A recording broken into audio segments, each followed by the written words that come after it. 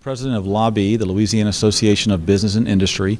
We're a business trade association here in the state. We're also the Chamber of Commerce for the state, and we're the State Manufacturing Association. We've got over 2,500 members, and we've been in place about 40 plus years. And we've been on the cutting edge over the years of policies impacting business and the greater business community. And then, it's a pretty long-standing organization with a strong tradition. I've been there for 2 months as the new president, and replacing Dan Juneau, who was there for about 27 years, 24 and a half as president. So just getting my feet started in the last couple of months and having a good time doing it. It's been a good couple months for me. I started at LABI about 2 months ago, and it's been a whirlwind from the very beginning, but I've enjoyed every second of it. For those of you who may not be familiar with LABI, it's the Louisiana Association of Business and Industry. It's been in place for over 40 years, and it's a pretty diverse organization. We represent over 2,500 members throughout the state. Business interests from across the state, north and south, big and small, you name it, we represent it in the business arena for the state. And the organization kind of cut its teeth over the years, early on, kind of in some of the right-to-work battles that the state was facing over 40 years ago, and it's kind of evolved over time into kind of a go-to policy voice for those business interests in the state and for a lot of the reform interests in the state. And so it's got a strong reputation, a strong tradition. They've got a lot of good wins over the years, and they've got some good skins on the wall. And so it's an honor, and it's very exciting for me to join that organization. I've always been kind of a policy guy at heart, and I've always kind of liked to think I could try to find a way to make a difference. And I think LABI is a good way to mix both of those interests of mine, and I've enjoyed very much my short stay so far there, and I hope it turns into a long stay there.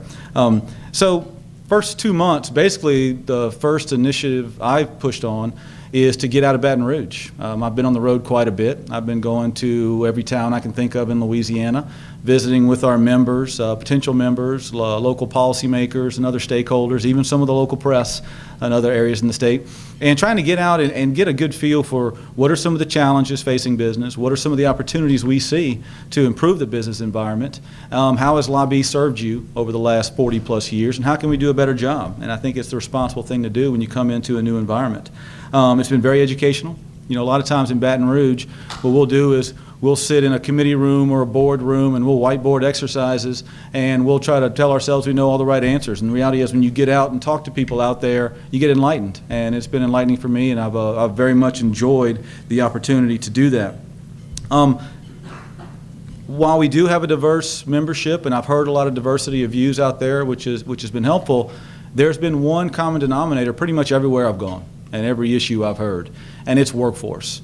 Throughout this state, every pocket of this state, every industry, no matter whether you're a larger entity or smaller entity, whether you're in a high growth area or if you're in an area that's experiencing some stagnant growth or no growth at all, you're worried about workforce. And I'm hearing it from every single person I talk to. And it kind of caught me off guard that it was such a unanimous and loud voice on that, but it is true. And the three things I hear for the most part when I hear about workforce is they tell me, first of all, technical training. It's hard to find a worker that's going to come in, be prepared to meet the job that I have today, meet the necessities we have today. And so I know if I go hire someone, there's going to be an expense, there's going to be a training, and there's going to be a time period that I'm going to have to bring them up to speed. And that all bakes into the decisions that are being made for these hiring decisions. And so it's forcing some companies to look either from their peers to do some poaching back and forth, to look at other states, to look at even at other countries for workers. And the workers here at home, they're not quite ready technically to meet that. That's a challenge we've got to confront and face, because that's a problem that we all have to confront together. The second thing we hear a lot about is soft skills. Even if you can find that worker that's trained to go in, it's hard to find someone who's prepared to show up on time, dress appropriately, deal with their coworkers, deal with their customers in a professional manner, know what it means to come in and give a hard day's work, know how to work and become a supervisor and work with their supervisors. All the little things you kind of take for granted, and you assume that society itself is going to teach to its people. It's not really being taught, obviously, because it's not showing up in the workforce. And I'm hearing it a lot on this soft skills gap we have as a state. And then the third kind of thing I'm hearing about as far as a deficiency goes, and it's a sad one to hear, a lot of folks are saying, it's hard to find someone to pass that drug test. And, we've got to, take a good look at ourselves and say, are we promoting the right, morals and standards into our children, that they understand and embrace a good drug-free living lifestyle that's going to help them not just succeed in the workforce, but also succeed in life. And so if we know the largest challenge we're facing right now from our employers is workforce, and it's a unanimous cry that we're hearing across the board, here's why it's more relevant than ever, I would say, in our state's history, is because we are truly competing in a global economy. And if you just hear some of the announcements we've had over the past month or two, or last year or two, I would say, what's coming. We're all familiar with the stats, and so I'll tell you a couple of them, but we've all familiar with it. We've heard between $60 and $90 billion in new announcements of new jobs coming here to Louisiana. And in recent days, we've heard some of those aren't coming to fruition, but we also can expect in the coming months and years, there'll be other ones to come in and to replace those numbers. The reality is, our economy is going to grow over the next year or two, despite anything we do. And it's going to be somewhere in that $90 billion time frame, and that's a great thing. That shows that we've got growth coming. But we also know the challenges that come with that. There's going to be 2 million jobs in this state by 2015, as far as estimates goes. That's the largest in our state's history. We know it's going to take about 250,000 workers to build and construct those facilities. Those are workers we don't have today. We've got to find a way to get ahead of the game and get that done. We also know that once they're built and they're up and running, according to LSU, it's going to take about 69,000 STEM qualified workers by 2018 to meet that demand. Those are technical skills. Those are science. Those are math.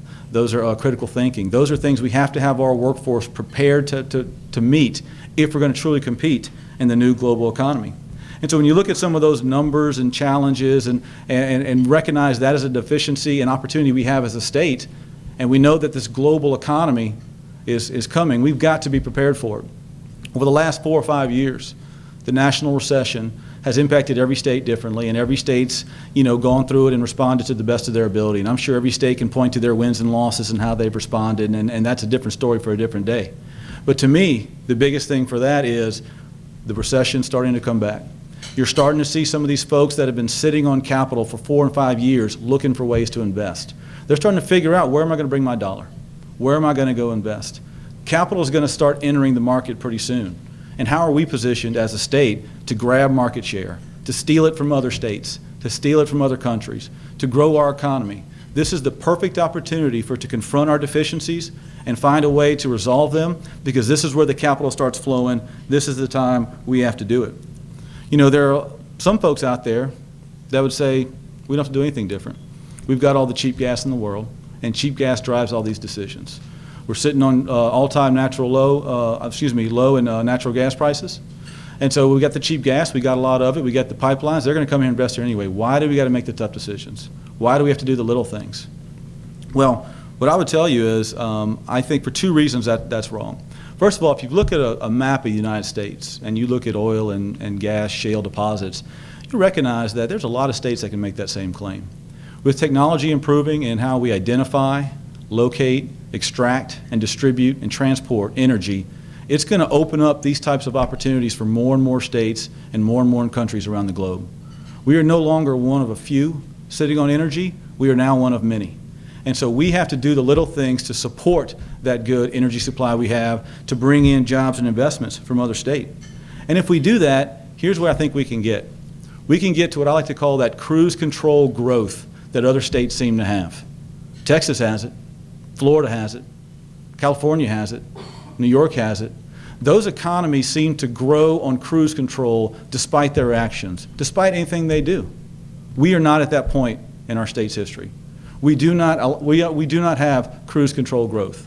The decisions we make, the policies we support matter and will impact our ability not only to grow over a certain time period, but grow on a sustainable track. The type of growth that doesn't ever go away. It may get high and low, but it always continues. That's where I think we have the potential to be. We've got the people, we've got the infrastructure, we've got the resources, we've got the culture. I think we've got everything going for us, but we're a state that's not quite at that cruise control level. We've got to make smart policy decisions to get to that point, and we can get there. We can get there. So bringing it back to that workforce issue that I'm hearing so much from our members as I've gone around and listened to them, how do we attack that? Well, in my view, we have to take a holistic approach. You know, you always hear this phrase, continuum of care in the healthcare world. I think we have to have that same approach when it comes to workforce. A lot of times when we talk workforce, we think we're going to go to that technical program or we're going to go to that community college and talk about how we improve that, and that'll solve our problems. The reality is that's not enough. We've got to take that holistic approach. And I think it all starts in our K-12 schools. If you look at our K-12 schools, we all know the stats over the years. For decades, we've been chronically low towards the end, towards the bottom, when ranked with other states. It's something we've all struggled with. We've all challenged ourselves to try to find ways to improve it. But the facts are clear. We've had decades of not being where we need to be on that front. And we also know that 80% of reading and writing required in the new workplace going on in the global economy is going to require critical thinking and reading. So if we know we've been chronically below on that scale, and we know the new jobs are going to require reading, we need to take a good look. How are we doing on that? Well, according to recent rankings, we're 48th as a state in teaching reading. And the United States is 17th in the world in teaching reading.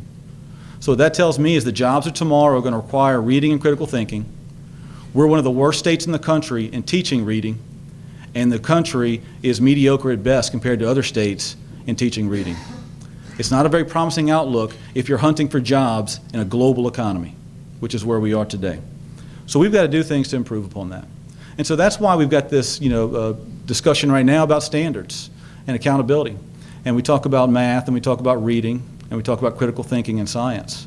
And my clear message today is we cannot turn back on those principles. We have to train our kids for those priorities going into tomorrow. A lot of times when we talk about education reform and education policy, it's easy to get drawn up into the clouds in these discussions. We talk about the different interest groups. We're talking about the reformers versus the status quo. We talk about where the dollars are going, who's going to control the dollars. We talk about the unions versus the charters. We talk about all these big in-the-sky discussions. It's time for us to bring it down to a granular level and ask ourselves this question: do we want our kids to compete in the new economy? If so, we've got to teach them math at a much more in-depth level, and we've got to teach them reading at a much more in-depth level, and we've got to teach them critical thinking so they can compete for the jobs tomorrow. If we don't, if we walk away from those standards, if we walk away from those lessons, we can probably tell ourselves we're doing a decent job in education, but we're not going to prepare our kids for the global economy. We've got to do it. So those subject matters have to be taught aggressively. And we do need to discuss some of the other issues that come around that issue. And this concern of standards versus curriculum, we've got to walk through that issue. We've got to make sure folks understand that it is a standard, not a curriculum, that locals have a lot of autonomy in how to implement that curriculum. And if they're not prepared right now to do that, we've got to help them get prepared. In 2010, the state made a vote to go into those standards. And quite frankly, districts have had different autonomy and flexibility in how to implement that. Some districts went off like gangbusters. They went and they identified curriculum. They tried to educate their teachers. They tried to prepare them for what's coming. They talked to their parents about it, and they're ready today. Is it going to be perfect? No.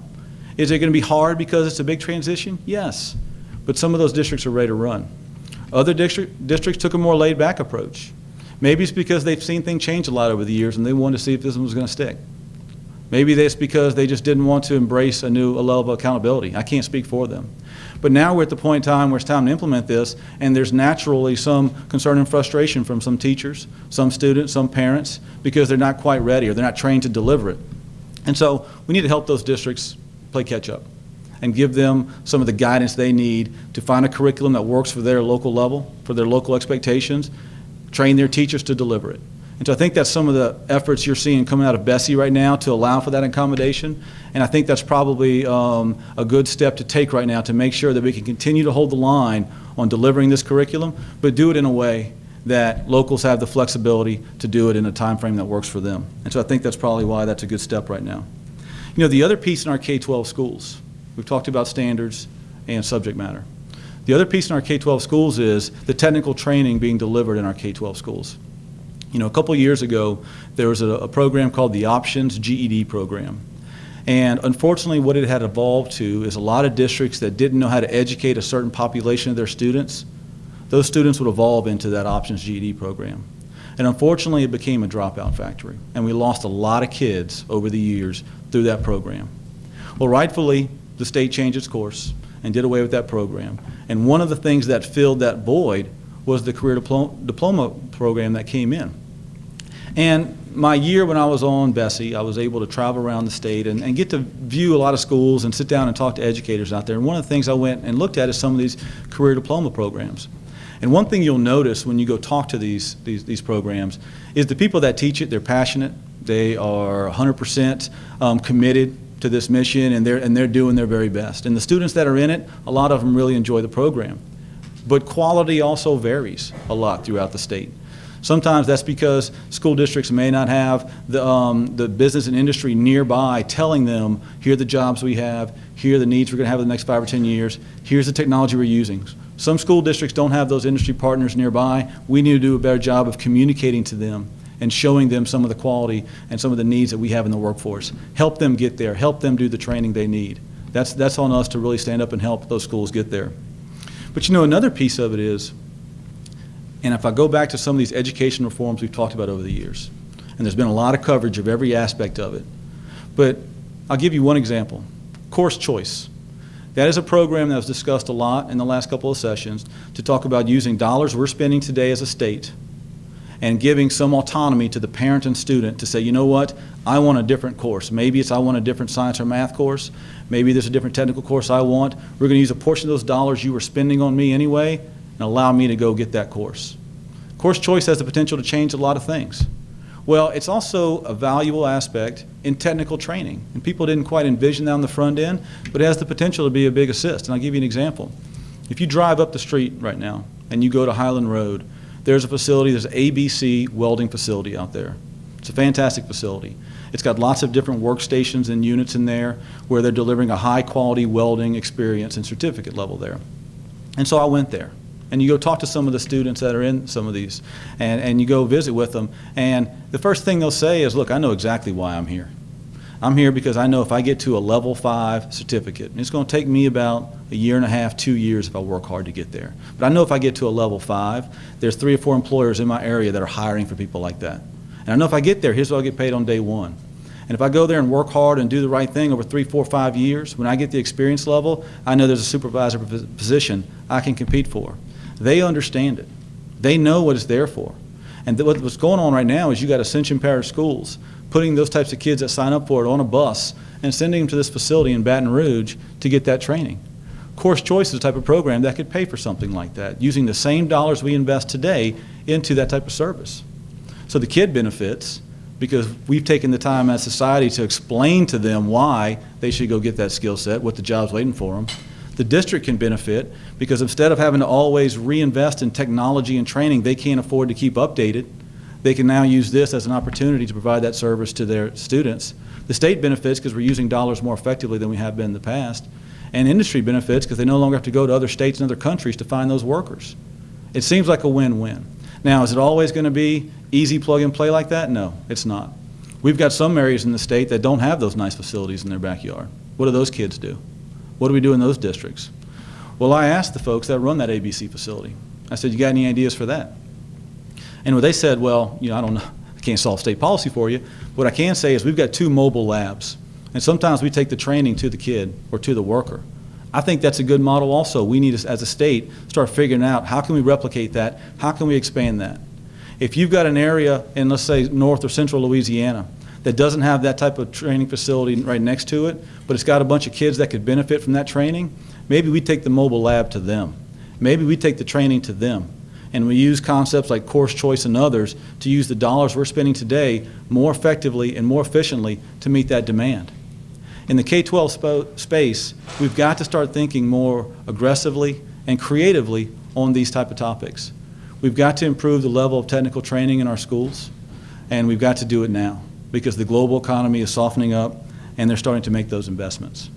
So when you get out of K-12 space, what do those kids do there? Well, right now they go into a post-secondary institution. And a lot of times in the past what we've thought is, okay, we're going to send them to a community school or a technical school and they'll get the training they need to succeed.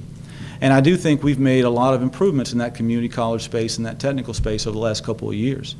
In fact, Joe May, who's leaving us to go to Dallas, I say deserves some credit for that. He's done a really good job of expanding that system and making some improvements there. But you know, we can't just depend on the community schools and the technical schools to be part of our workforce solution. We've also got to call on and demand that the four-year schools do their part. Because for every welder and for every operator in a plant that we need, we also know we're going to need architects and designers and lawyers and accountants and other wraparound jobs that come with those jobs. As we grow our job base in our economy, in the new global economy, we've got to have everyone all in on meeting our workforce demand. And that includes the 4 years. And I think it's relevant and timely right now to discuss that because you've all heard higher ed is most likely to be a focus point for next session on a reform bill that goes through there. I think that's a good debate to have. It's the right time to have it. You see people like the speaker and others talking about this, and I think that's exactly the right time we should be talking about this.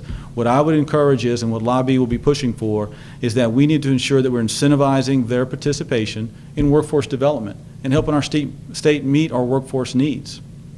We can't do it without them.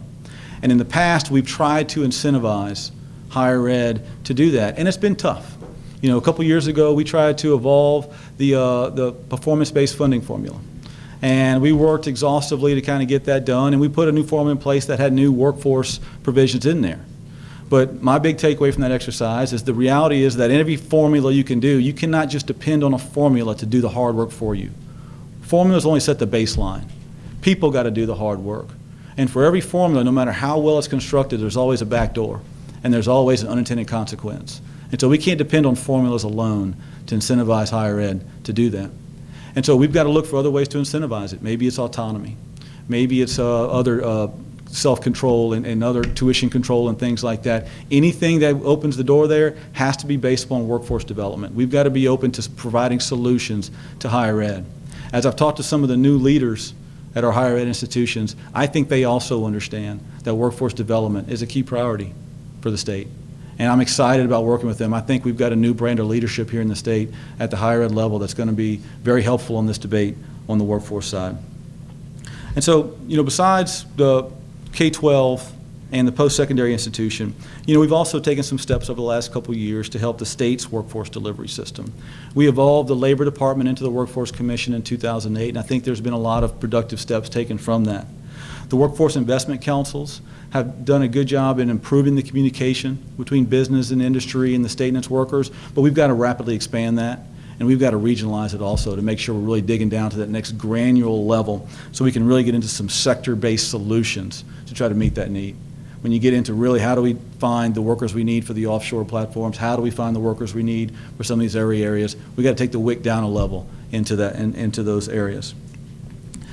But you know, another piece of that state delivery is the WIBs.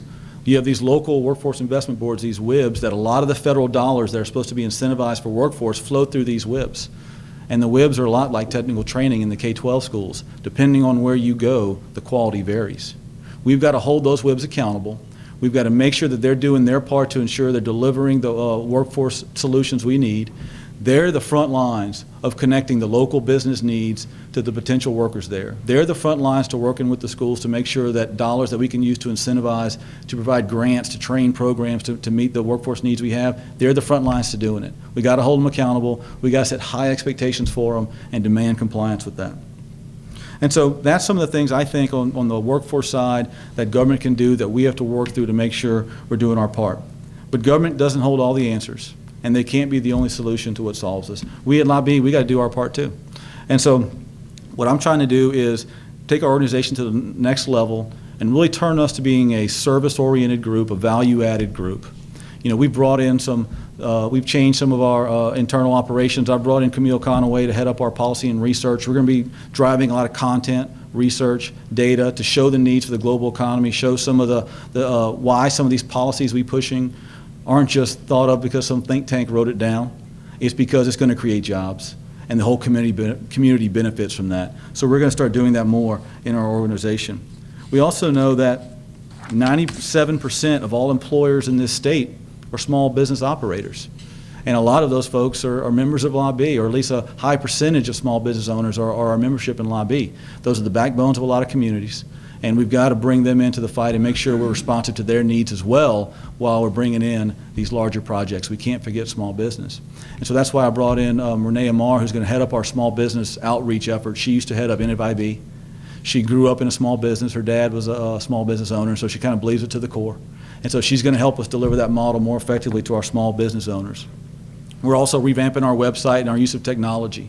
We're putting our issue councils online for our members through a secure URL. So if you're a member of LABI, whether you live 5 minutes away or 5 hours away, you can participate in our meetings, you can comment on our agenda, you can make changes, you can make amendments. I want everyone's input in our membership to make sure we have an agenda that's well-rounded and respective of the entire state's needs. And I think that'll help us do that. We're also going to use our website to really target solutions for different sectors. I mentioned small business. We're going to be rolling out pretty soon a new website to kind of help them be a one-stop shop for the challenges they're facing, potential solutions to get them there. You know, a lot of those guys are worried about the impacts of the new healthcare reforms, what it means for them, what obligations they still have, which ones are being waived out, which ones are being implemented. It's very confusing. So we're going to try to put that all on a one-stop shop for them to help get them across the line and hold their hand through a process, hopefully give them the courage and the confidence they need to invest, to grow, and to expand in their local communities. We're also going to try to put in a focused website to encourage young women to get into fields of study that's going to really allow them to be competitive in the global economy. The good thing about the new economy is substance matters. If you're good at math, if you're good at critical thinking, if you're good at science, if you can do those things rapidly, you're going to be a good worker in the new economy. It doesn't matter if you're male or female, if you're in North Louisiana, South Louisiana, no one cares. Can you do the job? And so we're going to put a site out there to try to really align the young women and encourage them to go into these fields because it's going to allow them to be much more competitive in the new global economy. We're going to do the same thing for veterans, where we're going to try to tap into that resource we have because, quite frankly, it's the right thing to do to align them up with jobs for what they've done.